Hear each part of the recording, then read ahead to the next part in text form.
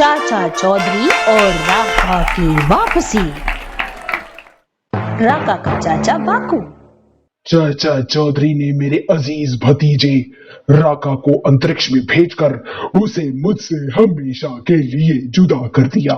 मैं उस चूहे को मार डालूंगा। लेकिन बाकू, चाचा चौधरी को मारोगे कैसे? मैं उसे गोलियों से भून कर रख दूंगा। कहना आसान है, करना मुश्किल। जरा सोचो, राका जिसने चक्रमाचार्य की अद्भुत दवा पीकर अमरता प्राप्त कर रखी थी, वह चाचा चौधरी को मारने में सफल न हो सका। तुम उसे कैसे मारोगे? अगर चाचा चौधरी को मारना है तो योजनाबद्ध षड्यंत्र रचना पड़ेगा। उषा, है कोई प्लान तुम्हारे पास? हाँ है, डायनामाइट से उसे उड़ा दिया जाए।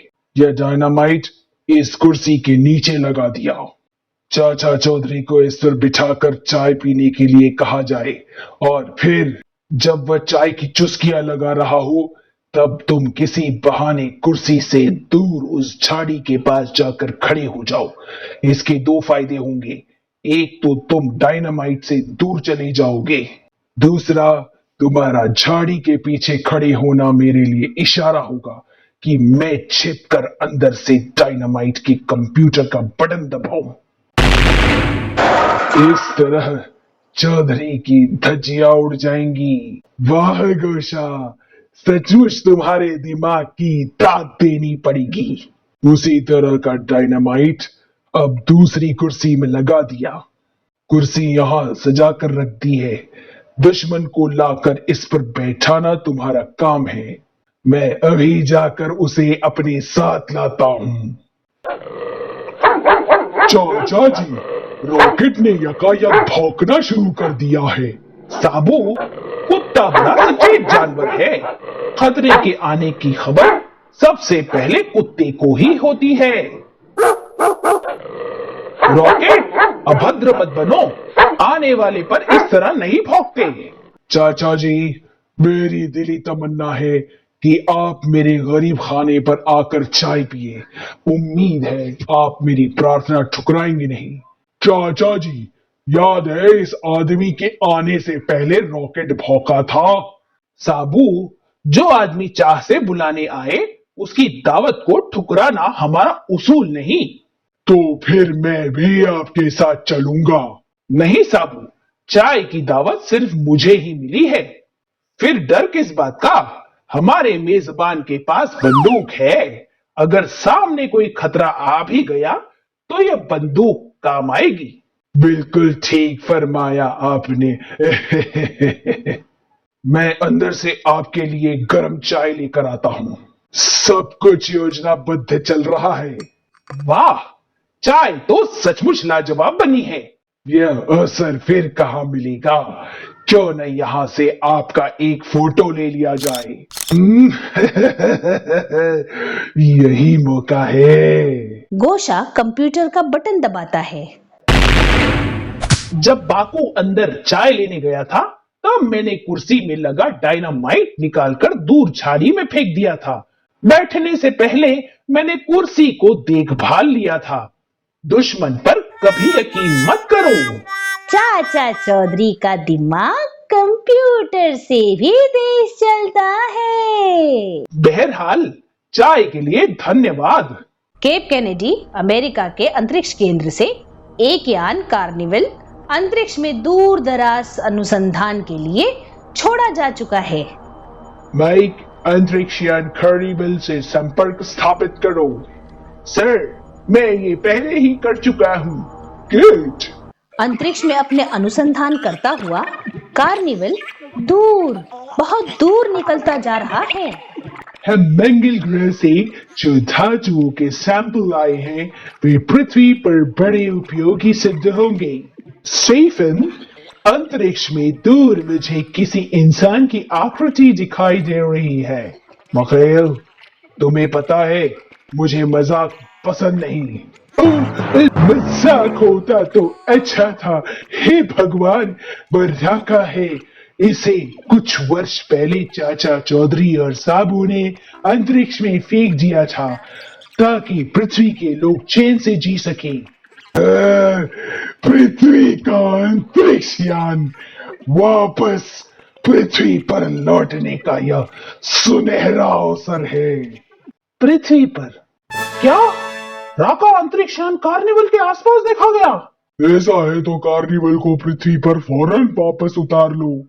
पर बॉस, कार्निवल का अनुसंधान कार्य अभी पूरा नहीं हुआ। राका बड़ा खूंखार है, वह हमारे अंतरिक्ष यात्रियों को मार डालेगा। एक अहम मसला खड़ा हो गया है, इसके लिए प्रेसिडेंट की इजाजत लेना ही बेहतर होगा। तुम ठीक कहते हो। हेलो, मैं अंतरिक्ष अनुसंधान केंद्र का डायरेक्टर मिस्टर प्रेसिडेंट से बात करना चाहता हूँ। प्रेसिडेंट अभी व्यस्त हैं। लेकिन मेरा उनसे बात करना जरूरी है, तो अंतरिक्ष यात्रियों की जान खतरे में है। मैं प्रेसिडेंट को लाइन देती हूँ। अमेरिकन प्रेसिडेंट, यदि हमारे अंतरिक्ष यात्री सही सलामत न लौटे तो रूस हमारी खिल्ली उड़ाएगा, विश्व में हमारी बदनामी होगी। कार्निवल को फौरन उतरवाओ। धन्यवाद मिस्टर प्रेसिडेंट। लेकिन तब तक देर हो चुकी थी। मैं यान को पकड़ने में कामयाब रहा। मुझे यहाँ छिपे रहना चाहिए ताकि अंदर के आदमी मुझे न देख सके।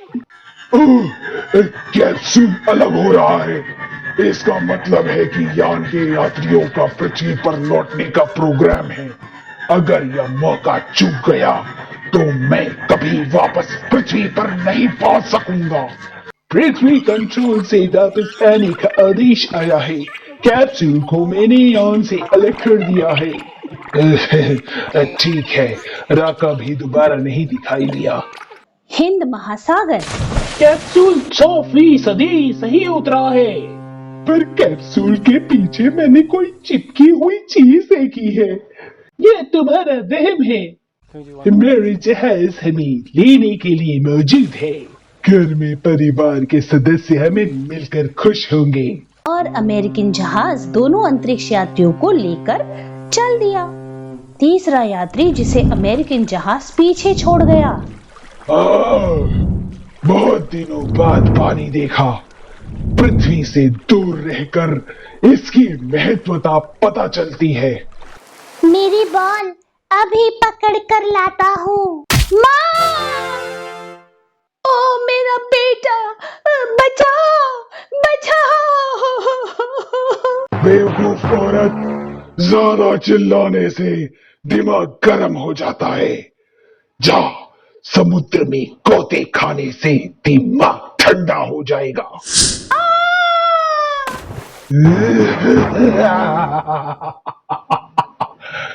दुनिया वालों, राका पृथ्वी पर लौट आया है। इतने दिन अंतरिक्ष में रहने से राका प्यासा है, उसे पीने के लिए खून चाहिए। बम्बई में फिल्म शूटिंग की लोकेशन। दृश्य है, हीरोइन नताशा समुद्र में तैरने जाएगी, मगर मच्छ उसे खाने को आएगा। तब किनारे पर घूमता हुआ हीरो हीरोइन की चीखें सुनकर समुद्र में कूद पड़ेगा। फिर मगरमच्छ को मारकर हीरो हीरोइन को सुरक्षित तट पर लेकर आएगा। वाह, हीरोइन नताशा कितनी खूबसूरत है। अगर मैं इसको उठाकर साथ ले जाऊं तो। बदतमीज, यह डायलॉग दृश्य में नहीं है। तरबूज, तूने राका को बदतमीज कहा। अब ऐसा सीन होने जा रहा है जैसे तूने पहले कभी नहीं फिल्माया होगा।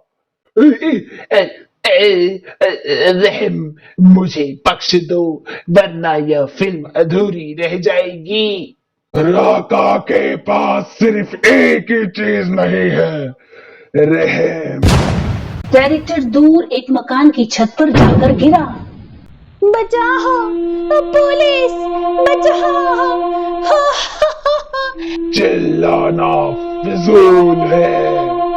जंगली जानवर, मुझे नीचे उतारो! मुझे नीचे उतारो! बचाओ, बचाओ, बचाओ! जीप रोको। लंबू काफी दादागिरी हो गई, लड़की को नीचे उतारो। कभी चूहे ने शेर का रास्ता रोका है? पीछे हट जाओ। तुम नहीं जानते कि मुझ में तुम में क्या फर्क है। यह लो। मुझ में और तुम में फर्क यह है कि मैं मर नहीं सकता और तुम अब मरने जा रहे हो। आ जाओ मेरी मुट्ठी में, मेरा कोई दोष नहीं। तुमने राका का रास्ता रोककर खुद मौत को दावत दी है।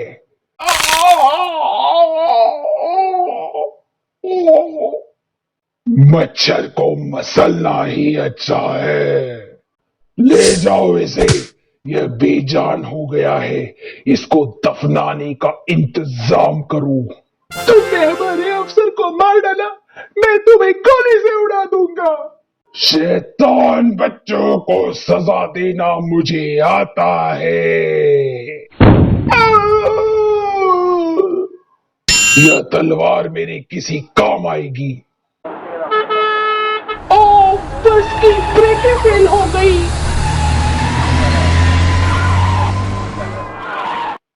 ओ, ये क्या हुआ? बस खड़ी हो गई है। बस एक विशालकाय आदमी से टकरा गई है। मुझे 10 पैर पहुंचना था। ओए, अब क्या होगा? तुमने मेरा पैर कुचल दिया। बचाओ! ओ, बड़ा आदमी गुस्से में है। भागो! तुमने मेरे गुस्से को भड़काकर खुद मौत को आवाज दी है। मुझे इल्जाम न देना। उसने बस के दो टुकड़े कर दिए।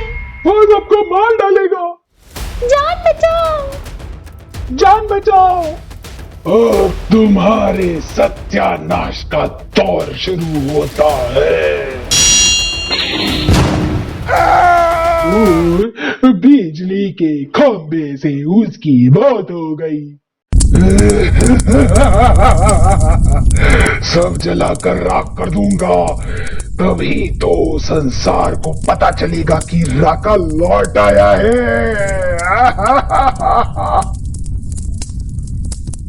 बदला लेना है, पूरी दुनिया को तहस नहस कर दूंगा। मुझे कोई नहीं रोक सकता। रोक सकता है चाचा चौधरी और साबू। अच्छा हुआ तुमने याद दिला दिया। मुझे उनसे हिसाब चुकाना है। मैं तुम्हें छोड़ देता, पर क्या करूं, रहम राका के पास नहीं है। चाचा चौधरी, अपनी सांसें गिनना शुरू कर दो। राका आ रहा है। उधर चाचा जी, आप चलते चलते रुक क्यों गए? साबू, मेरी नाक में खुजली हो रही है। नाक में मच्छर घुस गया होगा। नहीं साबू, मेरी नाक में खुजली होना आने वाली किसी बड़ी मुसीबत का संकेत है। लेकिन हम जा कहाँ रहे हैं? नवाब शफाकुद्दौला के पास। वह मेरे पुराने दोस्त हैं। कुछ अजीबोगरीब चीज दिखाने के लिए बुलाया है। नवाब शफाकुद्दौला। खुशामदीद चौधरी साहब। शफाक, तुमने मुझे किस लिए याद फरमाया? मेरे दादा महरूम नवाब शुजाउद्दौला के यहाँ वजीर थे। उन्हें अजीबोगरीब चीजें इकट्ठी करने का शौक था। इसी शौक में उन्होंने एक भूल भुलैया महल बनवाया। यह आदमी की अक्ल परखने का एक तरीका है। आम आदमी इसके अंदर घुसकर एक हफ्ते से पहले बाहर नहीं निकल सकता। 50 साल पहले एक यूरोपियन दार्शनिक को भी अंदर घुसकर बाहर आने में 2 दिन लग गए थे। यह अभी तक विश्व रिकॉर्ड है। कहते हैं चाचा चौधरी का दिमाग कंप्यूटर से भी तेज चलता है। मैं देखना चाहता हूं कि वह कितनी देर बाद इस महल से निकलने का रास्ता खोज सकता है। शफाक, मुझे कोई रिकॉर्ड नहीं तोड़ना, पर इस भूल भुलैया महल को एक बार देखने की मेरी उत्सुकता बढ़ गई है। चाचा चौधरी जैसे ही भूल भुलैया महल के करीब गया, दरवाजा अपने आप खुल गया। मेरे अंदर घुसते ही पीछे से दरवाजा अपने आप बंद हो गया। इसका मतलब है कि बाहर जाने के लिए महल का सिर्फ एक दरवाजा खुला है, जिसे ढूंढकर मुझे बाहर निकलना है। अंदर से यह महल सचमुच गोरख धंधा है। कोई भी इसमें भटक सकता है। तभी ओह, यह धुआं! बाहर शफाकुद्दौला, अगर चाचा चौधरी महल से बाहर न आए तो तुम्हारी गर्दन में मरोड़ दूंगा। इस महल के सारे दरवाजे बंद हैं, सिर्फ एक दरवाजा खुला है, जिसे ढूंढने में आदमी को 1 हफ्ता लग जाता है। इसलिए साबू, तब तक तुम यहीं बैठकर चौधरी का इंतजार करो। चाचा की पगड़ी मुझे दिखाई दी है। नामुमकिन, उसे अंदर गए अभी सिर्फ 10 मिनट ही हुए हैं। शफाकुद्दौला, देखो चाचा चौधरी, या मेरे खुदा, यह इंसान तो सचमुच जमीन पर एक अजूबा है। अंदर धुएं ने मेरा मार्ग प्रदर्शन किया। आम आदमी महल के अंदर निकलने वाले धुएं से घबराकर दूर भागता है। मैं उसी तरफ गया जिधर से घना धुआं आ रहा था। बाहर निकलने का दरवाजा धुएं के पीछे ही था। खबरों का समय हो गया है। मुझे पॉकेट ट्रांजिस्टर पर खबरें सुनना अच्छा लगता है। यह विविध भारती है। खूंखार राका, जिसे कुछ समय पूर्व अंतरिक्ष में भटकने के लिए छोड़ दिया गया था, पृथ्वी पर वापस आ गया है। उसने आते ही मार काट शुरू कर दी है। अभी तक 50 व्यक्ति कत्ल किए जा चुके हैं और वह करोड़ों रुपए मूल्य की संपत्ति नष्ट कर चुका है। यह कैसे हो गया? मुझे लगता है राका किसी अंतरिक्ष यान के सहारे वापस पृथ्वी पर लौट आया है। इससे पहले कि वह लोगों की जाने ले, हमें उसे रोकना चाहिए। साबू, राका खुद यहाँ आएगा। एक कुचले हुए सांप की तरह राका हमसे बदला लेने के लिए तड़प रहा होगा। लाल पगड़ी वाले, सचमुच तुम्हारा दिमाग दूर की सोचता है। जब तक तुम जिंदा हो, मुझे खतरा बना रहेगा कि कहीं फिर ना अंतरिक्ष में भटकने के लिए छोड़ दिया जाऊं। इसलिए तुझे खत्म करना जरूरी है। बुज़दिल बकरे, तेरी ये हिम्मत! क्या तुम पहले मरना चाहते हो? ठीक है। ओह, सचमुच इतना जबरदस्त मुक्का आज तक किसी ने नहीं मारा। क्या दिन में तारे नजर आने लगे? यह मेरा जवाब। मुझे राका पर फॉर्मूला नंबर 444 अपनाना चाहिए। चाचा चौधरी ने जमीन से पत्थर उठाया और चूहे कंकड़ मारता है। तुम दोनों एक दूसरे को बचाना चाहते हो, लेकिन मैंने तय कर लिया है, पहले चौधरी फिर साबू। कहां तक भागोगे? आखिर मेरी तलवार को तुम्हें खून देना ही पड़ेगा। लाल पगड़ी वाले, अब गिर गए।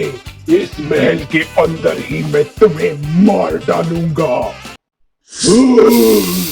धुआं कहां गायब हो गया लाल पगड़ी वाला? मैं उसे भूल भुलैया महल में भटकने के लिए छोड़ आया। इससे क्या होगा? वह कभी न कभी बाहर निकलने का रास्ता ढूंढ ही लेगा।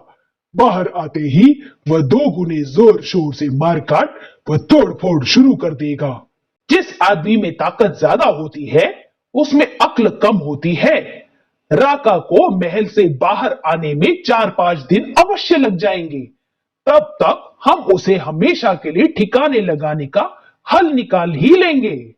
साबू, आओ हम ठंडे दिमाग से सोचें। हमारे सामने सबसे बड़ी समस्या यह है कि राका ने चक्रमाचार्य की ऐसी जड़ी बूटियां पी रखी है जिससे वह मर नहीं सकता। अगर ऐसा न होता तो मैंने उसे कभी का जहन्नुम पहुंचा दिया होता। वैद्यराज, चक्रमाचार्य ही सिर्फ ऐसा व्यक्ति था जो राका के शरीर से अद्भुत जड़ी बूटियों का असर खत्म कर सकता था, पर अफसोस वह जिंदा नहीं। तो चाचा जी, इसका मतलब यह हुआ कि राका सारी दुनिया को पांव से कुचलता रहेगा। हम कुछ नहीं कर सकते। सब्र से काम लो साबू। जब भी कोई समस्या खड़ी होती है तो उसका हल भी अवश्य होता है। कोई भी व्यक्ति हुनर को पैदाइशी सीख कर नहीं आता, उसका कोई न कोई गुरु जरूर होता है।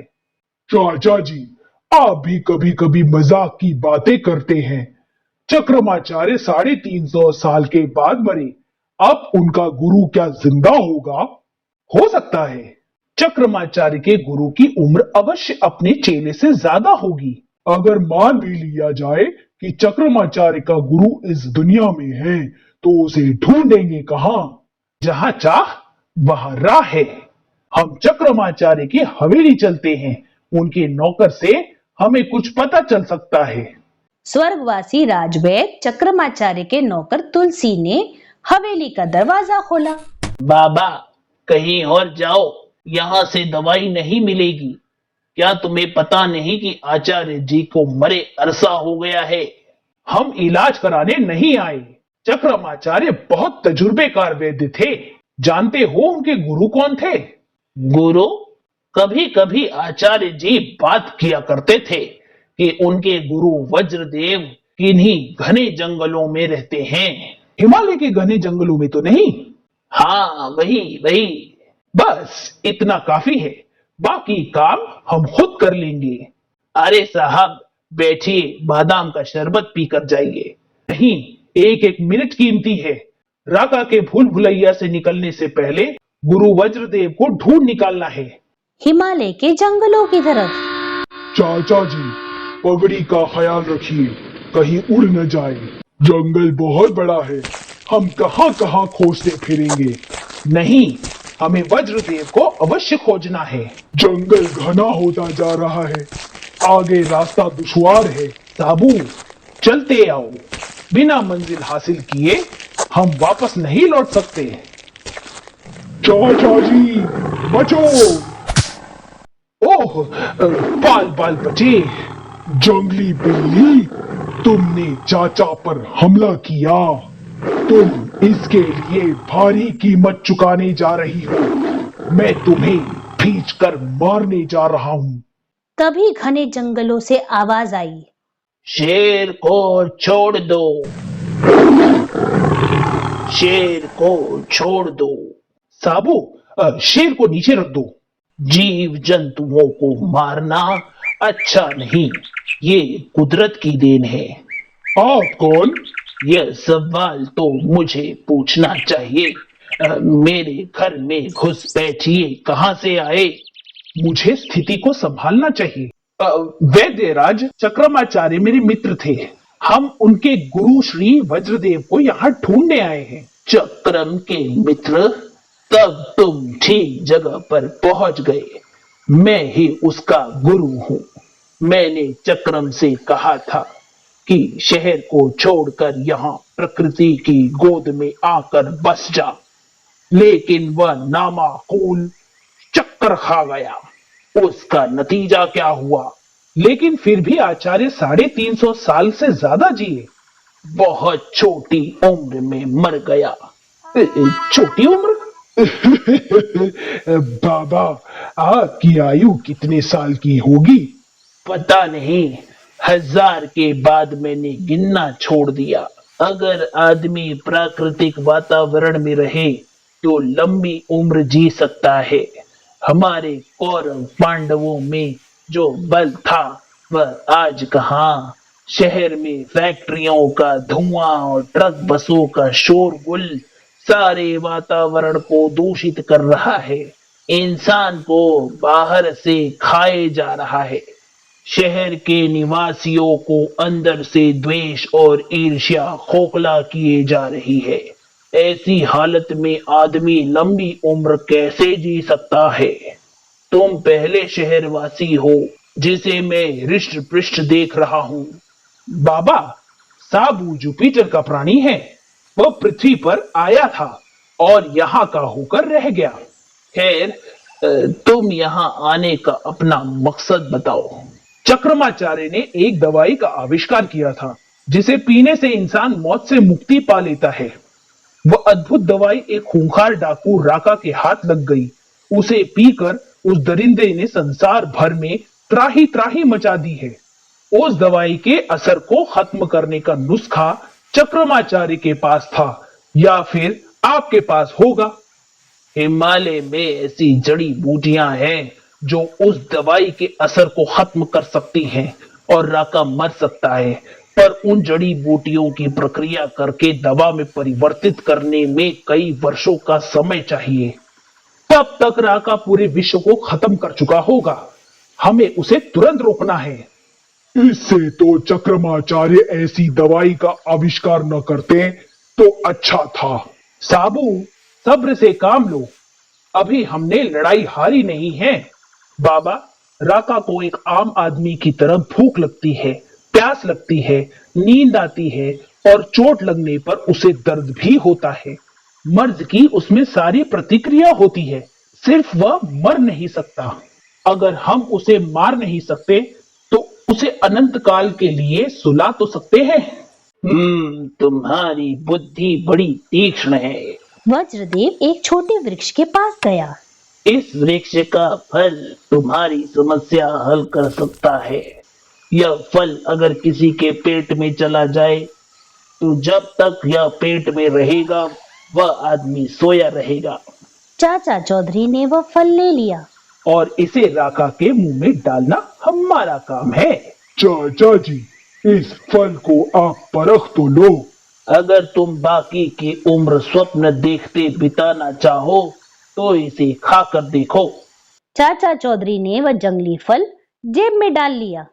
साबू, हमें फालतू बातों में वक्त बर्बाद करने की बजाय वापस चलना चाहिए। यह फल राका को अनंत काल तक सुला देगा, इसमें मुझे शक नहीं।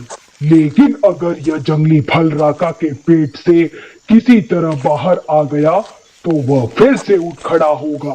नहीं, यह फल पेट में जाते ही राका सो जाएगा।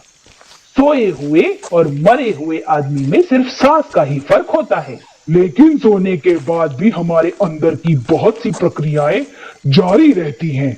अगर राका इस जंगली फल को हजम कर गया तो। चाचा चौधरी ने जंगली फल जेब से निकाला और साबू की तरफ उछाल दिया। जरा हाथ से इसे तोड़ने की कोशिश करो। साबू ने जंगली फल को हाथ में लेकर दबाना चाहा। यह तो पत्थर से भी ज्यादा सख्त है। बस, जब तुम सचेतन इसे नहीं तोड़ सके तो सोया हुआ राका इसे क्या हजम करेगा। हिमालय की अपार वन संपत्ति में से वज्रदेव ने यह हीरा हमें दिया है। जब तक यह राका के पेट में रहेगा वह सोया रहेगा। जब तक राका सोया रहेगा संसार सुख चैन में रहेगा। मेरी समझ में आ गया। यह फल संभालिए। अब क्या करें? आगे रास्ता खत्म है। नीचे गहरी नदी बह रही है, कूद जाओ। जय जय रंग बली। चाचा जी, गंगा का पानी ठंडा और निर्मल है, थोड़ी देर नहा लूं? नहीं, अगर उधर राका भूल भुलैया महल से निकल आया तो वह कई लोगों को खून से नहला देगा। उधर चाचा चौधरी ने ठीक कहा था कि आदमी जितना ज्यादा लंबा चौड़ा होता है उसमें अक्ल उतनी कम होती है।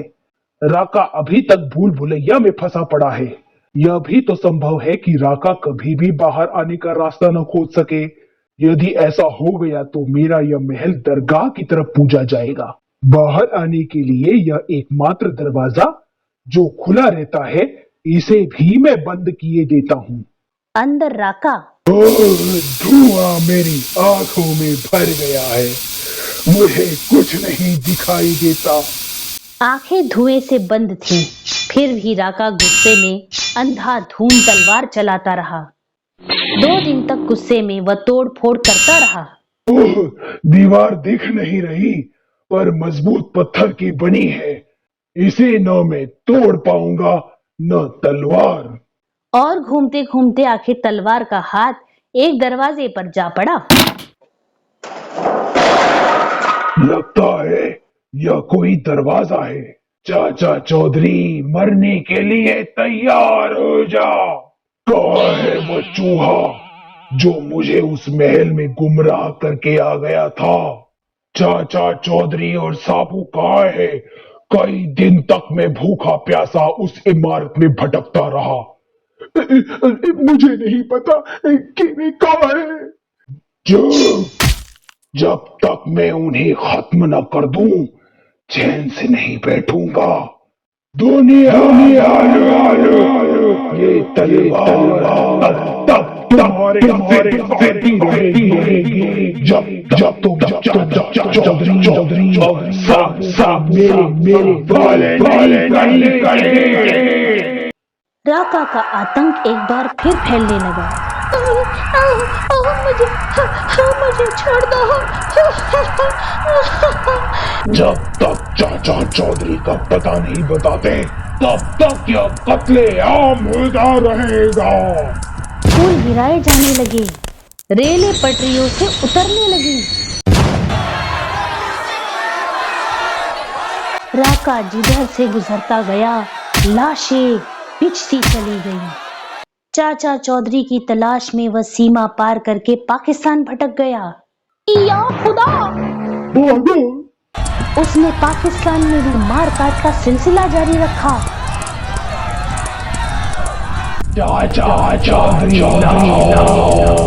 पाकिस्तान आर्मी का चीफ ऑफ स्टाफ। यह हिंदुस्तान की हमारे मुल्क के खिलाफ साजिश है। पहाड़ नुमा इंसान यहाँ मारकाट और बदअमनी फैलाने के लिए भेजा गया है। उसे बमों से उड़ा दो। पाकिस्तान एयरफोर्स का एक स्क्वाड्रन राका को मारने के लिए निकल पड़ा। कौवे!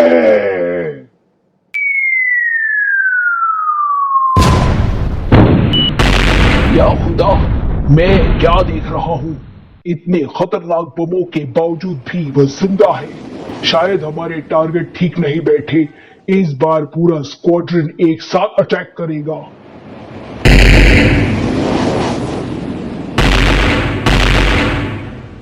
हमारा अटैक बिल्कुल निशाने पर था। इस हलके के अंदर सब कुछ तहस नहस हो गया है। इन कौओं को सबक सिखाना ही पड़ेगा। बड़ा आदमी अभी भी जिंदा है। फिर से अटैक।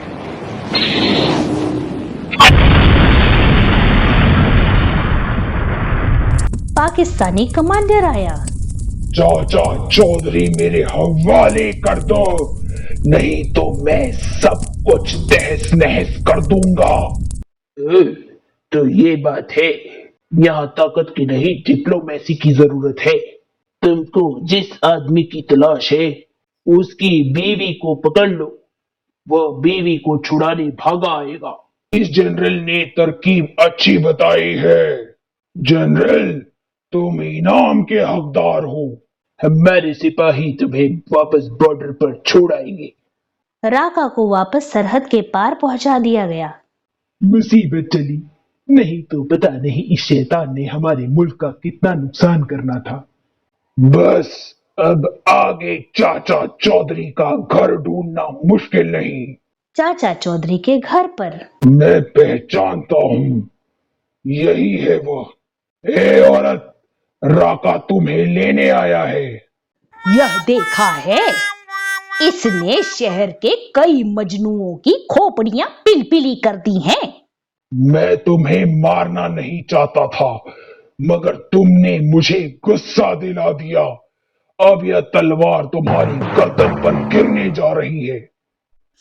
राका, तुमने चाची के साथ गुस्ताखी की। हम ठीक समय पर पहुंच गए। बुज़दिल, जो मासूम अपनी रक्षा नहीं कर सकते, उन्हें कत्ल करते हुए तुम्हें शर्म आनी चाहिए। तुम्हारे पूरा हो चुका है। जब साबू को गुस्सा आता है तो ज्वालामुखी फटता है। मुझे डर है कि कहीं तुम अपने ब्लड प्रेशर से ही न मर जाओ और मैं तुम्हें मारने के लुत्फ से ही वंचित रह जाऊं। राका, तुम सिर्फ नादान असहाय लोगों को मारना सीखे हो। और राका, हिटलर जैसे जालिम लोगों का अंजाम क्या हुआ था तुम जानते होगे। बस, मुझे भाषण सुनने की आदत नहीं है। मेरी तलवार तुम्हारा सिर काटने आ रही है। जो गरजते हैं वह बरसते नहीं। ओ, तुम्हारी ताकत का घमंड मुझे तोड़ना पड़ेगा। ओह, साबू, फॉर्मूला नंबर 0009। ठीक है, छोड़ दो।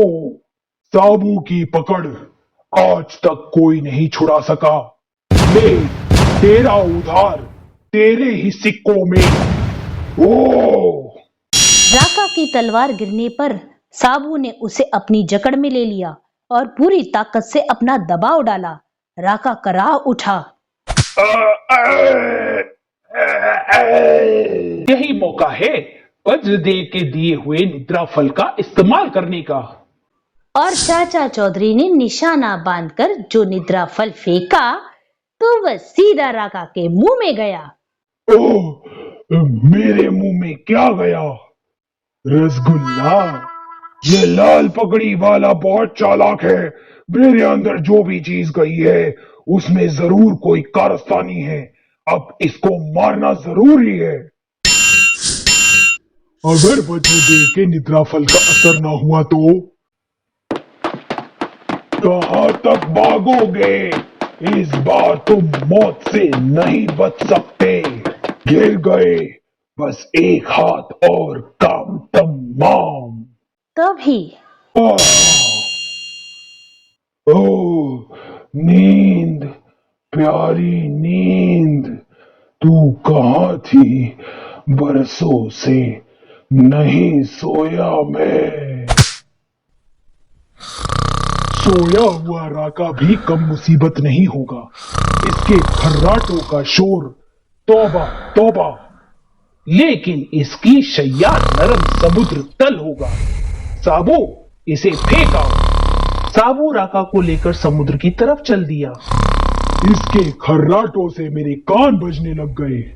और फिर साबू ने चीर निद्रा में लीन राका को समुद्र में उछाल दिया।